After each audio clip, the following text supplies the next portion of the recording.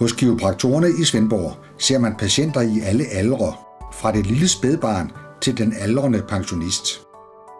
Undersøgelse og behandling af spædbørn er en smule anderledes end hos større børn og voksne, idet deres ryggrad endnu ikke er fuldt udvokset. Da spædbørn samtidig ikke kan fortælle, hvor de har ondt, er det vigtigt, at undersøgelserne foregår i en afslappet atmosfære.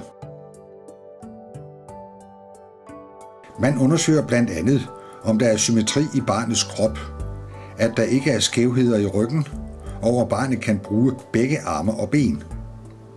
Man undersøger kraniets udformning for eventuelle skævheder, som kan skyldes, at barnet ligger forkert. Derefter undersøger man de enkelte led i kroppen, altså ledene både i armene, benene, ryggen og nakken, for at finde eventuelle stramheder i disse.